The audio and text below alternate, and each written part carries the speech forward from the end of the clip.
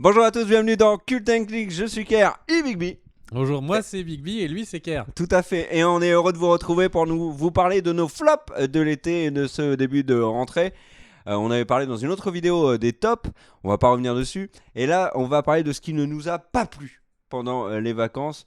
Bien évidemment, ça concerne le cinéma, les séries, les animes, et puis peut-être un petit peu l'industrie. Hein, sait-on jamais. Tu veux commencer? Je commence. T'es chaud? T'es moyen chaud? Alors je vais commencer par un de mes flops de l'été. Eh bien je vais Ça parler tombe bien, de c'est ce le film, sujet. de ce film qui pourtant pour beaucoup a été un top. Et je vais pourtant le placer dans mes flops. Et je vais donc en parler sans Oh, tu transition. commences direct avec ça, toi. T'as Eh pas bien, peur? je vais parler de Once Upon a Time in Hollywood. Et oui, pour moi c'est un flop. Alors ce n'est pas un mauvais film à proprement parler. Ça reste un Tarantino. Mais de mon point de vue, ce n'est pas un bon film, ce n'est pas un bon Tarantino. Et pourquoi? Alors, le film déjà trahit complètement son titre. Once Upon a Time in Hollywood. En fait, moi, je l'avais associé à Il était une fois dans l'Ouest, Il était une fois aux États-Unis, qui sont des films fleuve choral, souvent assez avec une ambition d'être un chef-d'œuvre. Et du coup, je m'attendais à ce que ce soit ce genre de volonté qui est Tarantino. Et en fait, erreur totale.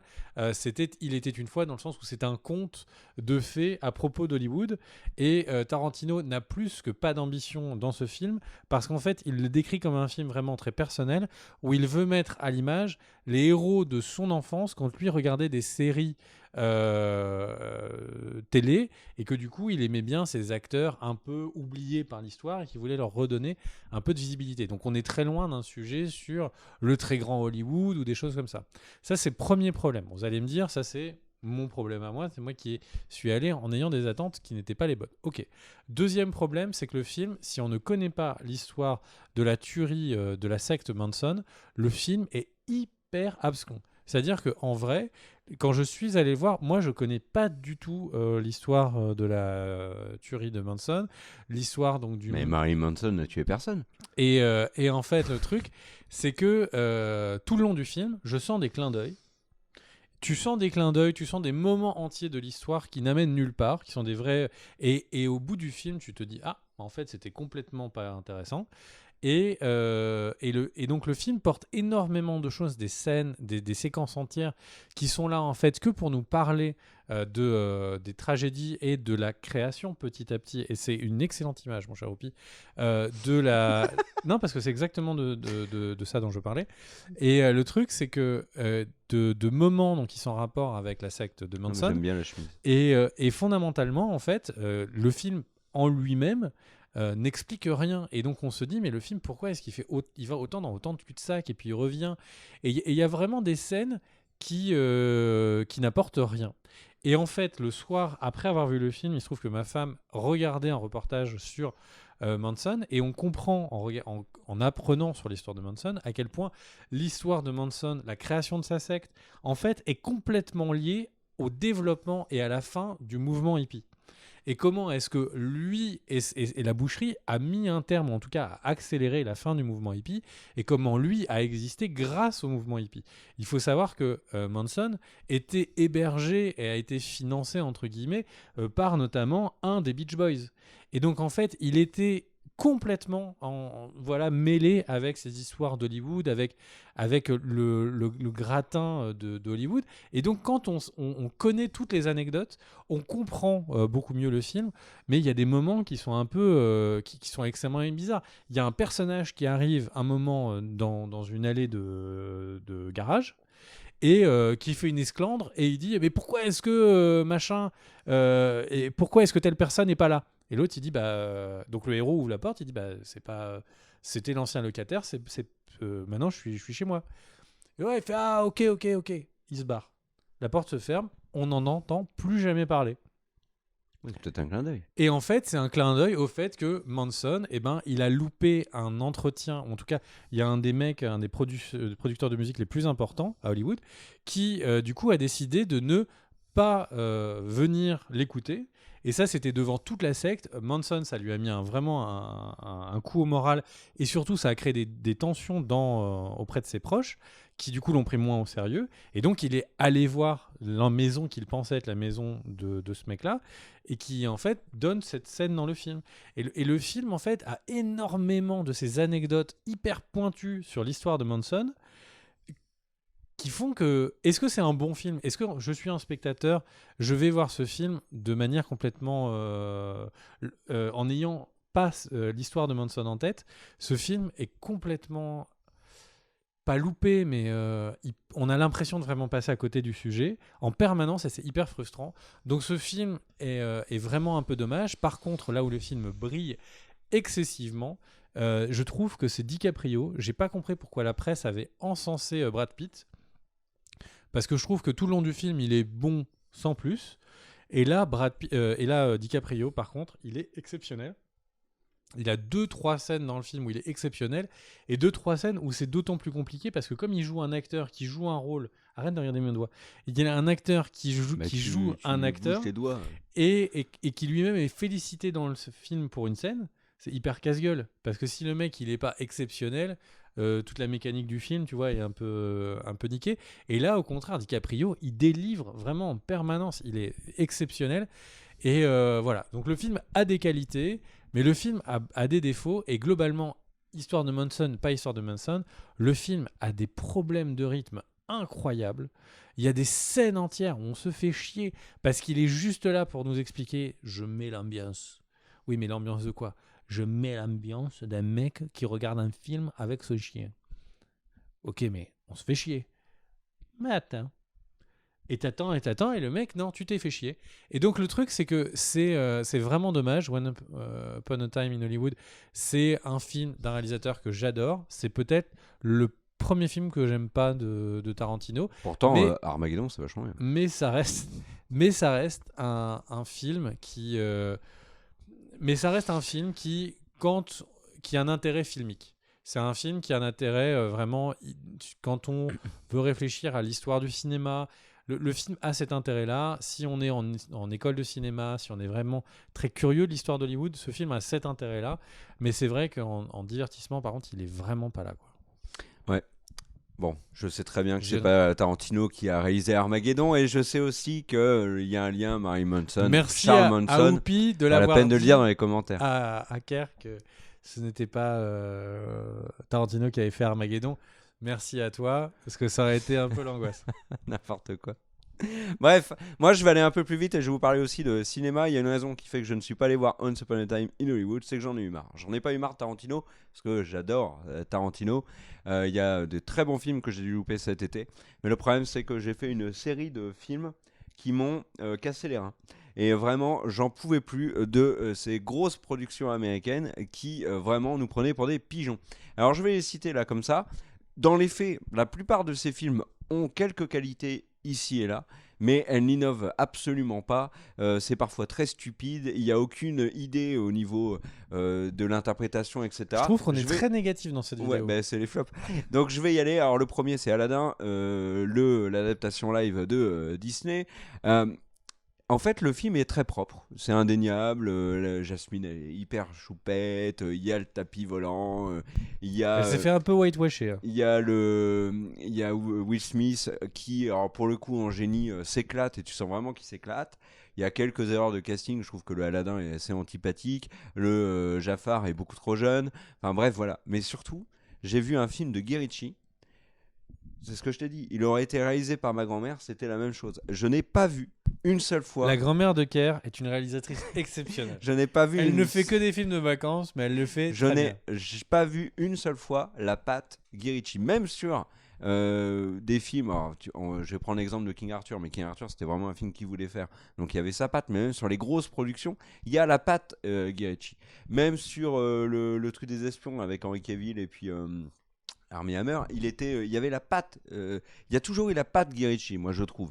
Et là, rien. À aucun moment, je me suis dit, tiens, c'est un film de Guy Ritchie, ça. Ça m'a énormément déçu. Il y a pas d'idée. Et là où vous allez me dire, oui, mais c'est normal, c'est des adaptations live de Disney, etc. C'est pas vrai. Parce que Dumbo de Tim Burton, c'est un film de Tim Burton. Il y a énormément de choses qui changent en plus par rapport à l'histoire de base. Il a pris des vrais risques. Par exemple, Dumbo parle pas, etc. Donc, du coup, il a été obligé de changer énormément d'aspects du film.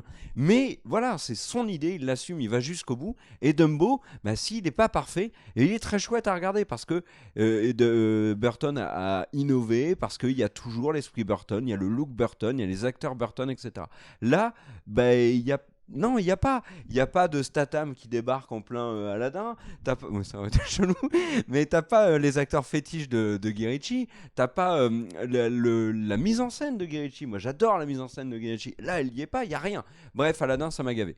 Autre truc, alors je vais les faire à la suite très vite. Bah du coup, je réagis sur Aladdin. Rapidement là.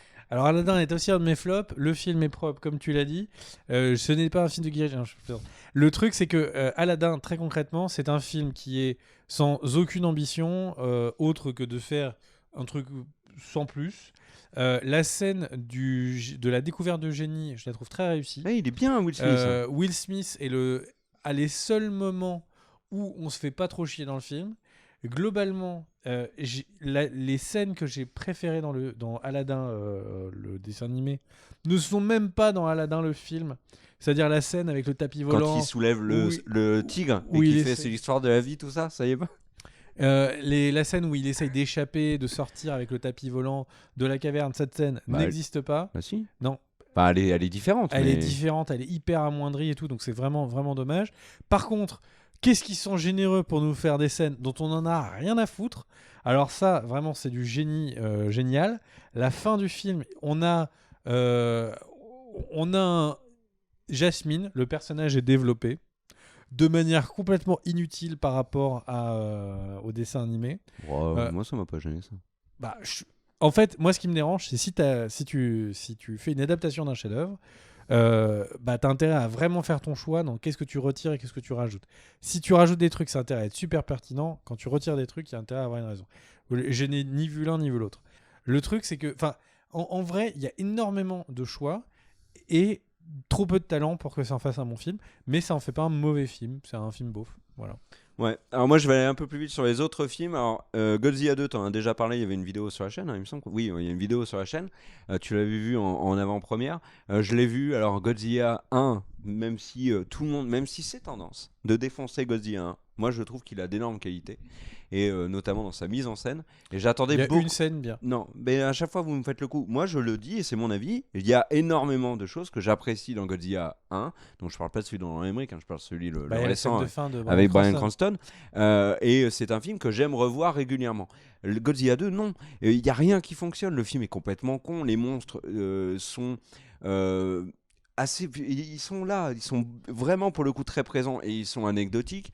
Le film est stupide, le casting ça va pas, il y a plein de décisions dedans qui m'ont fait arracher les cheveux. Enfin, non, ça fonctionnait pas, j'étais très déçu. Ça m'a presque refait un effet Pacific Rim Uprising en moins fort, il faut bien le reconnaître. Tu peux peut-être m'expliquer ça? Comment est-ce que quand il y a des combats de monstres avec des monstres qui font la taille de ville, eh bien les héros arrivent toujours à trouver une raison pour être pile à leurs pieds? Ah, je vais me faire écraser. Ils courent et tout. Pourquoi ils sont là? Pas de bol. C'est un manque de bol incroyable. Ouais, c'est le pas de bol. J'enchaîne avec un autre film. J'ai rien contre ce film. Alors, il a été par contre défoncé par la critique. J'ai rien contre lui. C'est Men in Black International avec Tessa Thompson qui est absolument divine et Chris Hemsworth qui a l'air un petit peu de s'ennuyer dans ce film, je trouve. Liam Neeson est là également. C'est l'empathie avec le spectateur. Le film, il est pas gênant. Il est très très anecdotique et il a surtout un vrai problème. Bah, ce film, j'ai déjà vu. Ça s'appelle Men in Black. C'est tout. T'avais pas besoin de le refaire. Il n'y a pas d'idée dans ce Men in Black International. Donc, bah voilà. Next, ça m'a pas intéressé. Autre film, Child's Play, qui est le nouveau Chucky. Alors, pareil, il a été vendu comme un film qui allait vraiment révolutionner le genre. Sauf qu'en fait, Child's Play a une bonne idée. Là, vraiment, pour le coup, il y a vraiment une bonne idée. C'est que Chucky n'est pas démoniaque et on n'est pas dans ce film face à une présence démoniaque. La menace, c'est la modernité, c'est l'ultra connecté, etc. Pourquoi pas. Mais c'est tout. Le film en lui-même, je l'ai déjà vu 5600 fois. Parce que le genre ne se réinvente plus du tout. Ne me surprend plus du tout. Tout est déjà vu. Et au final, je me suis ennuyé. Et pourtant, il essaye, hein, tu vois, dans le film. Hein, et ça essaye d'être gore, ça essaie d'être marrant par-ci, par-là. Même, ça essaie de faire des références, tu vois, un Massacre à la tronçonneuse et tout, des clins d'œil, des hommages. Mais non, on l'a déjà vu. Ce genre-là, c'est juste maintenant, ces films-là n'ont qu'un but, c'est récupérer un peu de dollars et serait un maximum un genre qui n'a plus rien à nous offrir. Alors il y a eu Bright Son, là, c'était ce nom-là, tu sais, avec le gamin un peu taré. Bright tout court, je crois. Non, Bright, c'est un film avec Will Smith. Donc je crois que c'est Ah oui, t'as raison. Light, bon, enfin, vous voyez, l'enfant du mal, voilà, je vais le dire, la version française, qui lui avait des idées, mais parce que on était confronté à un truc qui nous a plu, c'est Superman qui pète un câble en fait, en étant gamin, et au lieu de faire le bien, il fait le mal, et puis comme il a des super pouvoirs, il zigouille tout le monde. Mais là, dans Chucky, bah, il n'y a pas d'idée, et puis bah, moi j'ai déjà vu plein de films Chucky, donc et celui-là, c'était la promesse que ça allait être moins mauvais que celui d'avant, qui était très mauvais. Et qui était déjà la promesse d'un film meilleur que celui d'avant, qui était vraiment mauvais. Mais dans les faits, celui-là est meilleur que les très mauvais qui étaient juste avant lui. Mais dans les faits, ça n'en reste pas un bon film. Et enfin, Et donc, si tu te concentres sur les faits. c'est nul. Et enfin, le dernier film, c'est celui que tout le monde a défoncé. Vraiment, alors tout le monde.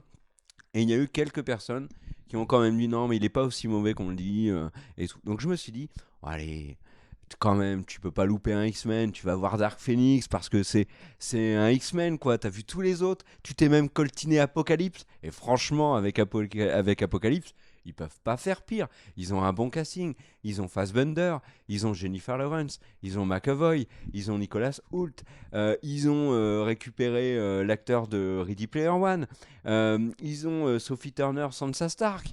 En plus, comme GOT est terminé, bah là il y a X-Men, alors c'est cool, on aura un petit peu plus de Sansa Stark. Et en fait, si, les couillons, ils ont réussi à faire pire qu'Apocalypse. Et alors ça franchement, vous avez de la chance que j'ai un micro dans la main, parce que sinon je vous applaudirais, parce que en fait, il y a le même problème que dans Apocalypse. Tout le casting, tous ces bons acteurs qui incarnent des personnages qui ont des grands pouvoirs et qui ont un background énorme, fait de décennies de comics où il y a plein de trucs à exploiter, et ben tous ces acteurs-là, ils s'ennuient à mourir. Et ça se sent sur leur visage. Fassbender dans Dark Phoenix, il s'ennuie. Le mec est là, il te regarde dans la caméra et tu sens dans son regard qu'il te dit « Pitié, sors-moi de là ».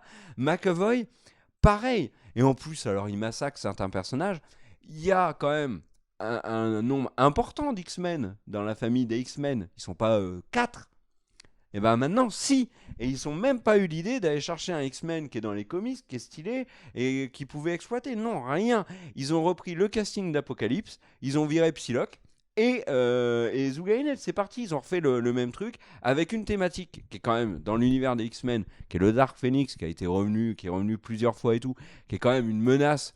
C'est la menace absolue, le Dark Phoenix. Ceux qui ont lu par exemple l'arc les Avengers contre les X-Men, il y a quand même le Captain America, il n'hésite pas une seule seconde, quand il y a le possible retour du Dark Phoenix sur Terre, d'aller tout de suite au conflit avec les X-Men pour éradiquer la menace. Parce que le Dark Phoenix, c'est un truc de taré. Et même dans X-Men 3, qui était quand même pas terrible, il faut le dire, ils avaient réussi à créer un truc dramatique autour de Hugh Jackman et de Famke Janssen. Il faut le dire, X-Men 3, qui n'était pas un grand film, est très très au-dessus de Dark Phoenix. Bien évidemment, parce que là, très très au-dessus. Toute la problématique du Dark Phoenix, elle n'y est pas. À aucun moment tu te dis, mais en fait le Dark Phoenix c'est un truc de ouf et ils sont confrontés. Oh, la menace c'est Jessica Chastain. Et alors le Quicksilver, ils nous refont le coup, c'est-à-dire qu'ils l'ont fait la première fois. Bon, la première fois tu te dis ok, il a un petit rôle et tout, sa scène est absolument géniale. C'était dans Days of Future Past, non? Si, c'est dans Days of Future Past. Et tu dis, putain, Quicksilver est tellement mieux que le Quicksilver du MCU, il n'y a pas photo et tout. Dans Apocalypse, ils se sont dit, tiens, les gens, ils ont trouvé ça cool, on va refaire pareil. Et là, dans Apocalypse, dans Dark Phoenix, ils ont complètement oublié qu'il était là, le mec. C'est-à-dire que des fois, ils devaient aller les voir et dire, hey, j'ai une scène là ou pas? Ah non, désolé. Ils n'ont pas oublié. Ils n'ont pas oublié. Non, ils l'ont oublié. Ils n'ont pas oublié. En fait, il fait sa scène habituelle Oui. et Et il pour le lui coup, pète la jambe. oui. Donc Non, il ne peut plus non, courir. mais j'ai bien compris que le personnage en lui-même avait J'ai un une idée. problème. Mais non, mais Le tu, scénariste. tu zigouilles pas là, un des personnages les plus réussis dans un univers X-Men qui est développé là et qui est très pauvre. Pour faire ça, tu massacres pas Charles Xavier. Ils ont zigouillé. La chose, non, le fauve, pardon, pas la chose. Le fauve est complètement loupé dans ces films-là. Ça va pas. Raven, pareil. Ah non, mais là, non, franchement. Donc j'ai été très déçu. Ce film est en lui-même pas une méga T'es catastrophe. très très loin à l'image. Pardon. Il est, oui, ça va plus. Vous avez pu me voir après. C'est pas une immense catastrophe. C'est juste qu'il a aucune idée, aucune ambition. Et pourtant, sur le papier, ils avaient tout pour faire un truc de dingue. C'est tellement décevant. Tu l'as vu toi aussi? Bah c'est pas bon. Non. C'est pas bon. C'est pas bon. Il y a pas d'idée. On a un peu l'impression qu'au milieu du film, il y a Disney qui a appelé, qui a fait de toutes les manières tout ce que vous allez faire. On s'en fout. On s'en Ouais, c'est vrai. fout. On s'en fout. Fais ce que tu veux. On s'en fout. Et du coup, ça a démoralisé l'équipe. Après, tu sais, quand j'avais pitché Dark Phoenix à ma femme, j'avais dit, ce film a un potentiel énorme. Mais oui. C'est la première fois que du coup, les mecs peuvent faire X-Men sans avoir la pression de la franchise, etc. Ils peuvent faire mourir n'importe qui à n'importe quel moment. Ils peuvent aller dans des directions dangereuses. Ils peuvent vraiment amener ce film à être le film des X-Men. Quelle catastrophe. Alors, vous allez Je dire, pense que attends, c'est le plus juste mauvais une de précision. toute la série des X-Men. Une précision, Disney a racheté la Fox après le tournage de Dark Phoenix, mais ils avaient prévu de rebooter complètement les X-Men, donc de toute façon Dark Phoenix c'était le dernier. Et donc, tout ça pour vous dire, eh bien, si vous avez encore du ménage, parce que vous faites votre ménage d'hiver, eh bien, c'est peut-être le film pour vous. Du coup, t'as fini le film, j'enchaîne par un truc. Ouais. Alors moi, je vais faire très simple et très rapide. Je vais parler de My Hero Academia. Et là, on va dire, mais comment est-ce que My Hero Academia peut-il être dans les flops alors que cette série est incroyable? Enfoiré! Alors Je qu'on mets l'a dans en les figurine ici, quand même. commentaires que tu vas brûler. Alors, en fait, calmons-nous. Calmons-nous. Je ne parle pas de C'est trop tard, l'anime. les commentaires sont sur la chaîne. Je ne parle pas des animes, je parle du manga. Et pourquoi c'est mon flop? C'est parce que du coup, j'adore l'anime. Et du coup, cet été, je me suis lu tous les mangas et j'en suis à jour. Voilà. Et en fait, l'histoire de My Hero Academia, après ce qui sera sans doute 2 ou 3 saisons, eh bien, il y a beaucoup de choses qui sont bien après l'anime qu'on a vu là. Donc, il y aura sans doute une saison prochaine qui sera très bonne. Mais après, ça tourne complètement en rond. Et il n'y a plus rien qui est développé de vraiment intéressant. Il n'y a pas de nouvelles thématiques. Les choses n'avancent plus.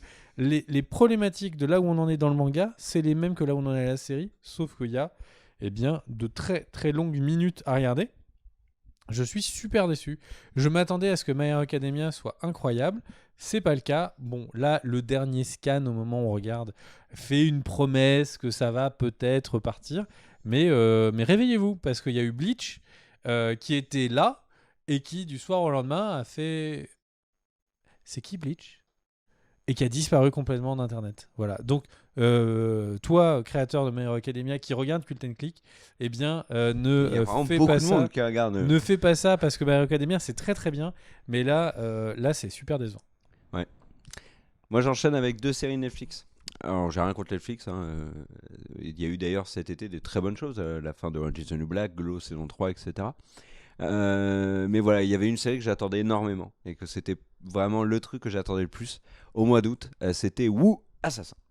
Avec donc le héros, dont j'ai oublié le nom, mais le héros des films The Raid, avec Catherine Winnick, la Lagertha de Viking, avec un bon gros casting. L'idée, c'est quoi? Le héros de The Raid, c'est un mec à cuisiner dans un food truck, et un jour, boum, il reçoit un pouvoir ancestral, le pouvoir du Wu Assassin. Et là, il commence à être hyper fort, et un des trucs qui est stylé, c'est que quand il se bat, il prend l'apparence... J'arrive à le dire en étant sérieux. Il prend l'apparence de Marc Dacascos. Donc en plus, tu vois, c'est un truc, c'est pas mal. Il a un D'un skin. vieux? Ouais. Bref, sur le papier, alors raconter comme ça a l'air très con. sur le papier, ça avait l'air pas mal parce que Catherine Winning dans un autre rôle que Lagertha, l'acteur de The Raid, on allait vraiment profiter de lui dans toute une série et pas seulement dans un film, parce que moi j'adore cet acteur-là. Bref, moi j'ai été hyper emballé. Et en fait, c'est très mauvais. C'est très mauvais, c'est jamais intéressant. Il n'y a jamais de scène de combat vraiment marquante. Il y a plein d'acteurs qu'on a déjà vus à droite à gauche, mais qui ont tous des personnages caricaturaux.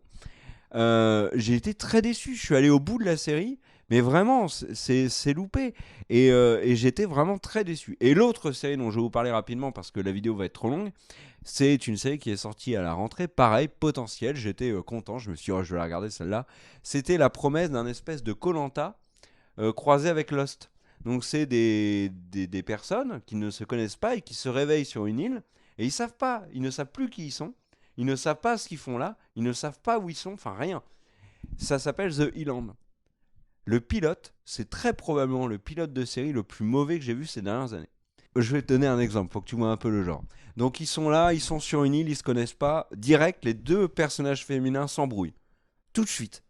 Mais elles sont là depuis 5 secondes. Au lieu de se dire, non, mais qu'est-ce qu'on fait là? On va peut-être s'aider, on va essayer de comprendre ce qu'on fait là. Tu vois, non, direct, on s'embrouille. Bon, ok. Ensuite, ils partent, ils vaquent. Il y en a qui vont chercher de la bouffe, etc. Et il y en a d'autres qui restent sur la plage. Et comme dans koh, et ça, j'ai trouvé ça très fidèle à koh, ils se sont dit, bon, on va glander. Donc, on va aller se baigner. Donc, il y a un mec qui dit, viens, on va se baigner. Ouais, c'est trop cool et tout. Donc, ils courent tous, ils vont se baigner. Et ils ont l'eau jusque-là, tu vois. Plan suivant. Il y a 50 mètres entre le sol et le niveau de la mer. Donc déjà, bon, tu dis, c'est pas très crédible. Arrivent des requins, pas très bien fait. Mais du coup, comme maintenant, en quelques secondes, il y a 50 mètres de profondeur, et le plan d'après, boum, ils sont revenus à 50 cm de flotte. Hein. Et ils sont attaqués par les requins. Le mec se fait dilapider par le requin. Ok ? Là, il est parti dans le fond de la mer, on le reverra plus jamais. Le lendemain, alors qu'il a passé toute la nuit au fond de l'eau, il revient sur la plage, il est mourant. Vraiment, il est à l'agonie. Ils arrivent tous, oh, vite, on va te sauver, mec, et tout. Là, là, là. Et ils regardent. Ah non, mais il est mort, il faut le laisser, là, il est en train de mourir. Il nous montre, le mec. Il a 2 petites éraflures, mais de rien du tout au niveau de la jambe ou au niveau du bide. Mais enfin, rien du tout, il est pas du tout en train de mourir. Et il se casse, il le laisse. Et là, moi, j'étais sidéré. Je me suis dit, c'est complètement con, il y a personne qui réagirait comme ça. Vous imaginez un peu le truc? Enfin, bref, c'est tout le temps comme ça. Je suis très déçu. Après. Netflix cet été a fait des trucs. C'est pas une comédie? Non, non, vraiment, c'est hyper sérieux. Et c'est très rare que j'arrête une série sur un pilote. Mais vraiment, j'ai pas pu aller plus loin. Là, je me suis dit, c'était plus fort que moi. Vraiment, j'ai essayé la première scène du 2e épisode. Je me suis dit, oh non, c'est pas possible. Je peux pas perdre du temps devant ça. Même pour faire mon ménage, c'est pas possible. Mon ménage mérite mieux. À toi. Et du coup, moi, je vais avoir un autre flop, qui est un flop modéré. Vas-y, conclue. Soyons simples. Mon flop, c'est la plateforme DC. Alors, la plateforme DC, qui pourtant a des très bonnes séries. Young Justice, exceptionnel. En plus, il n'y aurait pas eu de saison 3 potentiellement sans la plateforme DC. Il y a Titans, saison 1. La saison 2, je ne l'ai pas encore vue, mais saison 1, très bonne. Il y a, comme ça, vraiment Doom Patrol. Il y a vraiment des choses très bien. Et voilà, il y a Swamp Thing, mais on a cité tout ce qu'il y a sur la plateforme. C'est une plateforme qui est apparue, qui a dit « Prends mon argent, je ne te décevrai pas, tu verras, il y aura des choses d'ici. » Moi j'ai dit à d'ici, prends mon argent, tu ne me décevras pas. Et en final, cette plateforme, soit elle a été mal packagée, soit elle a été mal expliquée, mais cette plateforme, en fait, je crois qu'au total...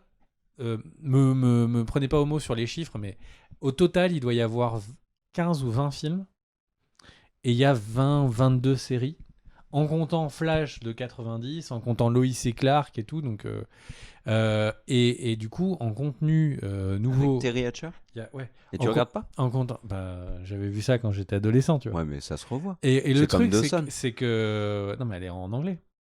elle est pas sous. Ah bah oui, non, mais oui. Oui, je suis bête. Et donc, il n'y a pas de VF, on le regarde sur la version américaine. Et donc, en fait, le truc, c'est que cette plateforme, pourquoi est-ce qu'elle est née maintenant? Je ne sais pas. Elle prend l'argent de ses abonnés, mais elle ne délivre rien. Alors, vous allez me dire, oui, mais d'ici, c'est pas Netflix. Mais enfin, c'est quasiment le même prix. Non, mais ils ont un vrai problème avec et donc, HBO Max. Fondamentalement, alors, non, mais HBO Max est arrivé après, parce que oui. Mais il n'y a même pas de série qui a annoncé. Non, mais ça a cassé les pattes. Et donc, en fait, le truc, c'est que... Pourquoi est-ce que je dis que c'est un flop modéré? C'est qu'en fait, qu'est-ce qu'ils ont fait d'ici? Ils ont rendu leurs comics disponibles sur la plateforme d'ici directement. Et donc, si vous êtes un lecteur de comics, eh bien, cette plateforme, c'est super. Et derrière, vous avez un bonus qui est quelques séries de temps en temps. Mais cette série vendue comme un concurrent de Netflix, de Disney+, etc., c'est franchement pas très gentil. Parce que du coup, pour 5 séries, 4 séries, 5 séries sur l'année, franchement, c'est du foutage de gueule. Donc pour moi, vraiment, la plateforme d'ici qui aurait pu vraiment faire quelque chose d'intéressant, et bah là, déception totale. Donc ne la prenez surtout pas comme une série, comme une plateforme de séries ou de films, mais comme une plateforme qui donne juste un abonnement illimité à des comics. C'est déjà bien. Comme ça, c'est pas mal. Voilà, c'était notre vidéo sur les flops de l'été. Merci à tous d'avoir regardé. N'hésitez pas à vous abonner, les petits commentaires. Merci chaudement aux tipeurs. T'étais super négatif tout le long de la vidéo. Bah, toi aussi, j'ai trouvé. T'as rien aimé là. Bah... Y a pas un petit coup de cœur, rien. Alors du coup, il va falloir qu'on fasse d'autres vidéos coup de cœur. Vous les verrez. Bah non, on l'a déjà fait. Bah remarque, un truc qu'on n'a pas dit, mais dans la vidéo des tops, on était ultra positif. Ouais, c'est vrai. On était des vrais bisounours. Ouais, mais il y en a un ou deux où j'ai la sensation ah ouais, que t'as été payé. Ouais, non, tu m'as un peu défoncé sur J'ai Cannibal la Row, quand sensation même. que t'as été payé un petit peu. Ouais, n'importe quoi. Merci à tous, à très bientôt sur la chaîne. Ciao, des bisous.